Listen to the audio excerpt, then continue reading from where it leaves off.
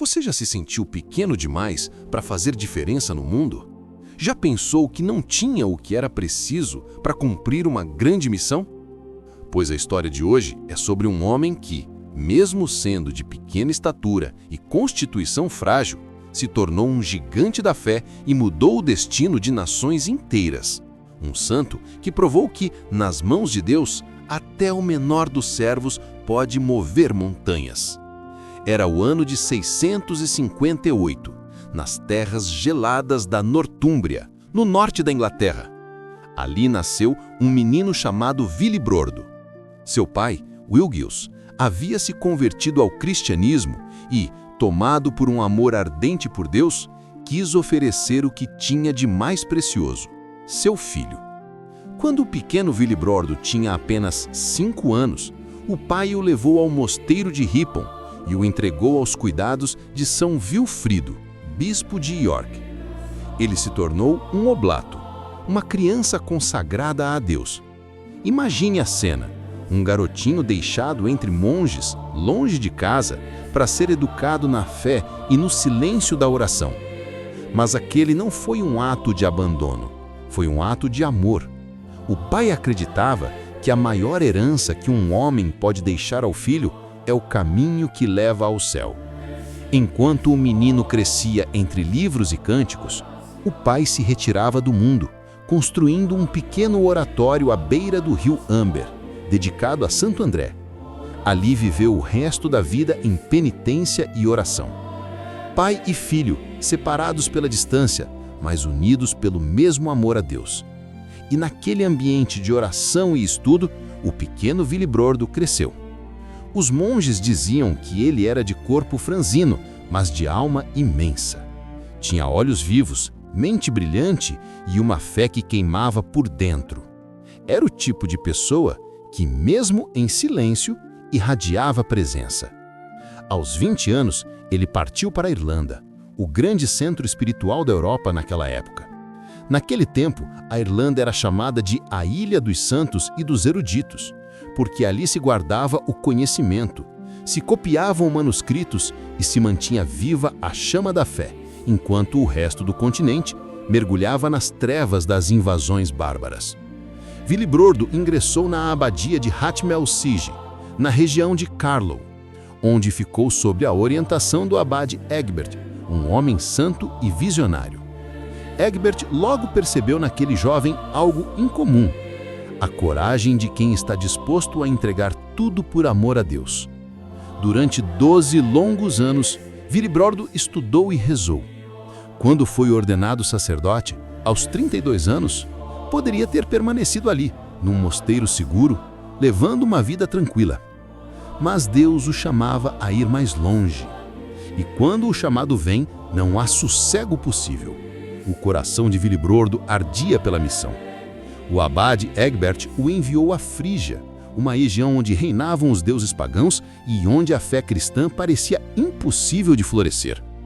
Era o ano 690. Pepino de Herstal, o poderoso governante franco, havia conquistado a Frígia, mas sabia que não bastava dominar territórios.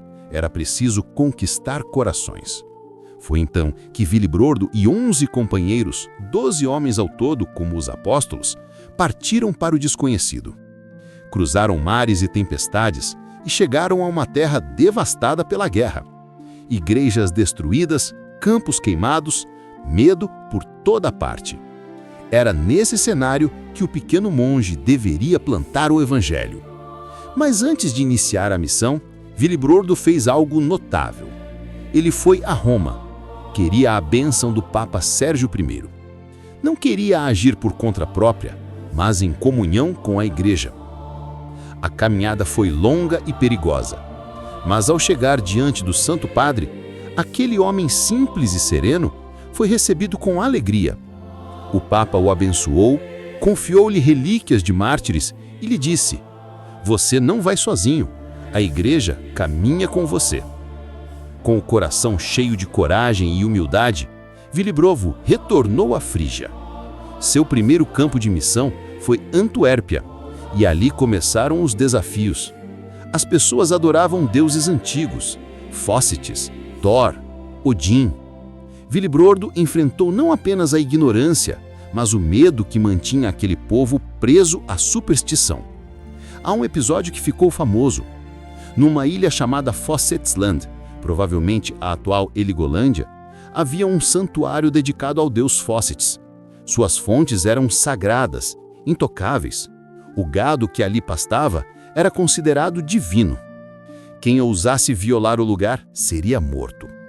Mas Willibrordo entrou, batizou pessoas naquelas águas e sacrificou o gado para se alimentar. O povo esperava que o deus pagão o fulminasse. Nada aconteceu. E o silêncio dos ídolos gritou mais alto do que qualquer pregação. Foi o início da conversão. Com o tempo, muitos se abriram para a nova fé. E Willibrordo, sempre prudente, voltou a Roma para consolidar a missão. Em 21 de novembro de 695, na igreja de Santa Cecília, em Roma, o Papa Sérgio I o consagrou bispo e lhe deu um novo nome, Clemente, símbolo de bondade e misericórdia. De volta à Frígia, o agora bispo Clemente fundou sua sede episcopal em Utrecht e construiu uma catedral dedicada ao Santíssimo Redentor. Utrecht se tornaria o coração da igreja na região. Mas o missionário não parava. Viajou para a Dinamarca, passou pela Turíngia e fundou igrejas por onde ia. Em 698, uma nobre chamada Irmina de Ourém, agradecida por um milagre, a cura de uma peste após as orações de Willibrordo, doou-lhe terras. E foi ali que nasceu a abadia de Echternach, no atual Luxemburgo.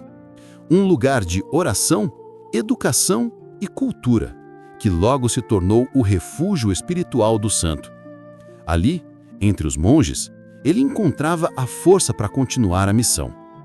Mas a paz durou pouco. Em 714, morreu Pepino de Herstal, o protetor da missão, e o rei pagão Radbol retomou a Frígia. Foi uma tragédia. Igrejas foram queimadas, monges mortos, cristãos perseguidos. Tudo parecia perdido. Willibrordo teve de fugir para Treves, onde havia fundado outro mosteiro. Muitos teriam desistido, mas ele não. Quando Radbol morreu, em 719, Willibrordo, já velho, cansado, mas cheio de fé, voltou para a Frígia. E desta vez não estava sozinho. Com ele vinha um jovem chamado Bonifácio, que mais tarde se tornaria o apóstolo da Alemanha. Juntos, reergueram o que o ódio havia destruído, rebatizaram os que haviam abandonado a fé e, tijolo por tijolo, reconstruíram a esperança. Willibrordo viveu até os 81 anos. Morreu em 7 de novembro de 739, em Echternach, onde foi sepultado. Seu túmulo logo se tornou um lugar de milagres. Pessoas iam buscar cura, sobretudo para doenças nervosas e convulsões. Por isso, ele se tornou padroeiro dos que sofrem de epilepsia e dos doentes nervosos. Sua fama de santidade atravessou séculos e fronteiras. E até hoje, no Luxemburgo, sua memória é celebrada de forma única.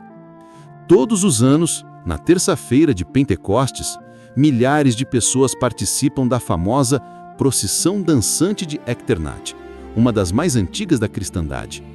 São mais de 8.000 peregrinos dançando pelas ruas, em filas, segurando lenços brancos e avançando 3 passos para frente e 2 para trás, ao som de cantos e orações.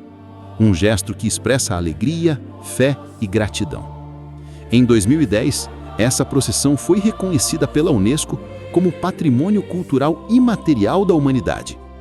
E até hoje, quem visita Echternach sente a presença viva do santo missionário que ensinou um povo a dançar a fé. Mas o que a vida de São Willibrordo tem a nos ensinar hoje? Que tamanho não importa, que força física não é o que mede a grandeza de alguém. Willibrordo era pequeno e frágil, mas possuía uma coragem imensa, um coração cheio de amor e uma obediência absoluta a Deus e à Igreja. Quando tudo desabou, ele não se rendeu. Quando foi expulso, ele voltou. Quando ninguém acreditava, ele acreditou. E é por isso que sua vida é uma mensagem eterna. A missão de Deus nunca depende da nossa força, mas da nossa fidelidade. Quantas vezes nos sentimos incapazes, fracos ou insignificantes? São Willibrord nos mostra que a potência de Deus se manifesta justamente na fraqueza humana. Que a santidade não é privilégio dos grandes, mas vocação dos pequenos que confiam. Ele nos ensina que a verdadeira grandeza está em dizer sim e continuar dizendo sim, mesmo quando tudo parece impossível. E agora, unidos em fé, rezemos pedindo a intercessão desse grande missionário, o pequeno monge que se tornou um gigante da fé. Ó Deus, que chamastes o vosso servo Willibrord para anunciar o Evangelho aos povos do Norte e fundar a Igreja entre eles, concedei-nos, por sua intercessão, a coragem de abandonar o que nos prende e a fidelidade para acolher a vossa palavra. Por nosso Senhor Jesus Cristo, vosso Filho, na unidade do Espírito Santo. Amém.